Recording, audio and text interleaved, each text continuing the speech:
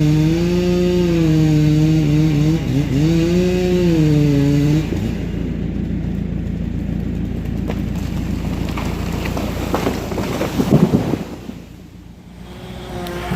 is learning how to run a cable skidder today. I myself do enjoy a cable skidder from time to time, depending on the conditions, but in a place like this, I do not enjoy a cable skidder. So I'm helping him get logs hooked up and kind of coaching him, cutting one or two here and there. Kenny's out there cutting, Mike's barking trees. We're running the full crew today, I guess you could say. Dad's at home mowing the yard because it's hot. It's already probably pushing 90 degrees, humid. Of course, we're down here in a swamp anyway. This log here, we need a 10-foot choker, and I've got one on the back of the truck right now. I thought what was on there was a 10-footer, but it's not. I like to keep a 10-foot and an 8-foot choker on the main line at all times. These sycamore are pretty good size, and some of them a 10-footer won't go around the butt. We'll have to hook back into the main line or try to drag them from the top. And it is kind of wet in places. They said Saturday when they were up here cutting that there was water standing here, and it's already receded quite a bit since then. But Friday I rode up to Farmington with a friend of mine, Travis Yake. We rode up there and had a Missouri Logging Council meetings, and Saturday was the state logging competitions that I said I wasn't going to compete in, and ended up competing in, and did horribly. Met some really super great people, some super nice people.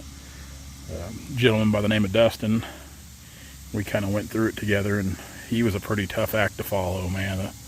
The dude could lay some trees down with precision. He was pretty handy with the chainsaw. But we'll wait till Cahill gets back and we'll get some more hooked up. We got several trees laid down for him right here. Cahill going out with another one.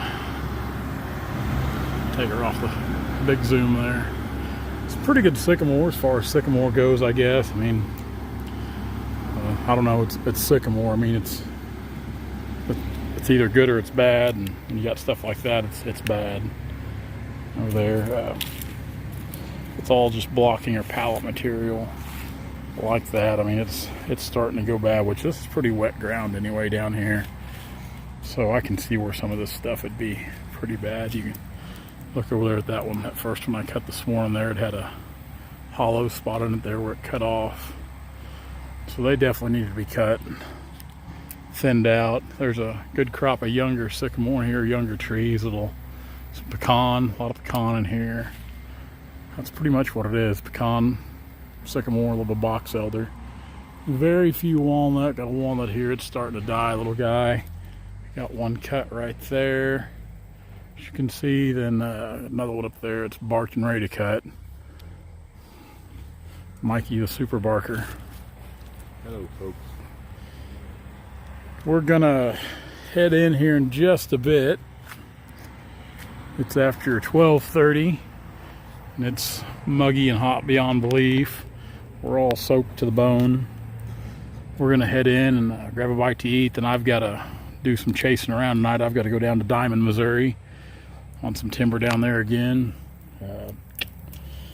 I've got several stops to make this week. It's just a busy week after having those couple days off. And truth be told, I was actually supposed to be in Detroit, Michigan. I was supposed to be there right now.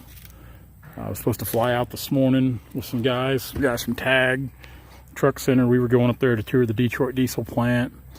Really wanted to go, but the more I thought about it, I stewed on it pretty much all day yesterday and all night last night.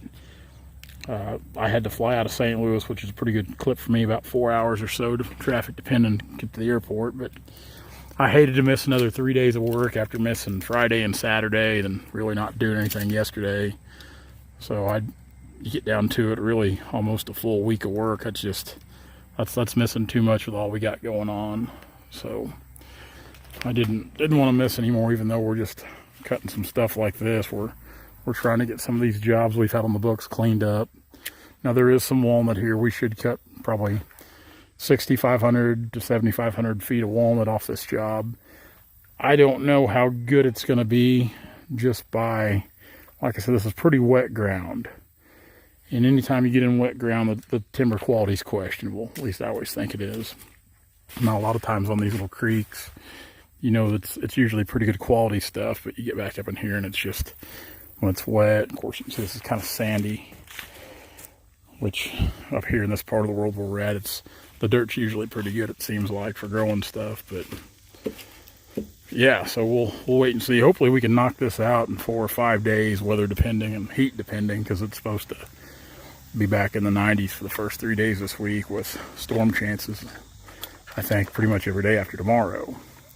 Definitely don't need any more rain, but yeah, we've got about another 3 weeks and things will really start ramping up for us.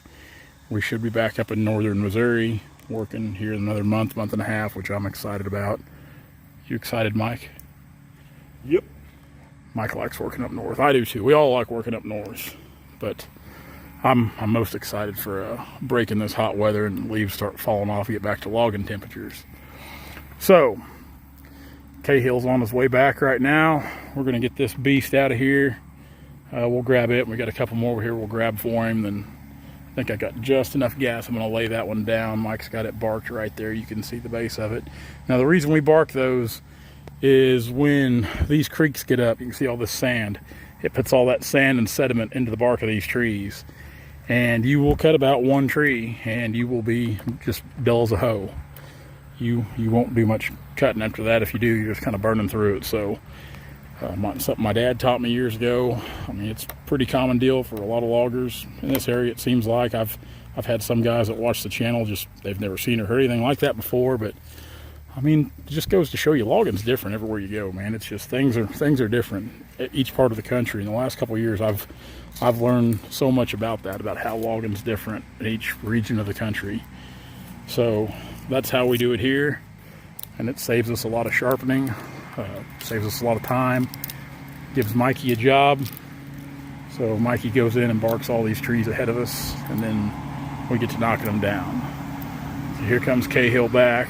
We're going to have him back right in here. We'll choke it, have him just winch right on out. We'll give him some sign language here.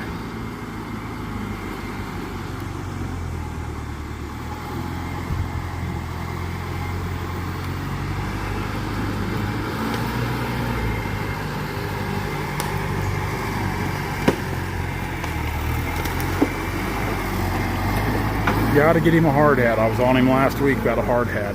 I don't so much mind him not wearing chaps on the skidder, but I want him wearing his bucket. At least he brought gloves. You know, last week or the week before when he was working, he didn't bring any gloves. So he's got gloves now at least. Mike's got in trouble today too, because Mike can't find his hard hat.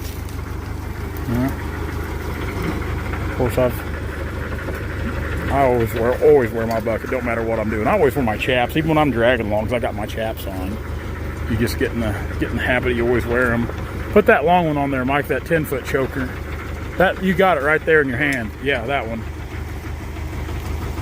He's rocking the Loggers Red shirt at work. The old harvester. But anyway, yeah, I'm on these guys about the hard hats. Like I said, the Forrest Cahill, I mean, he ain't running saw, so the chaps are optional. Even when I'm running a skidder, I like to wear them, just get used to it. So anyway, good to go. Stand back here. Hey, Cahill, pull up.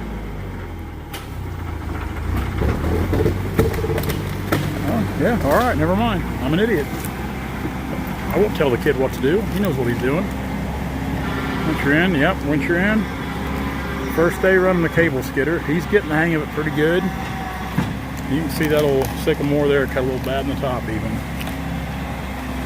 He's starting to spin a little.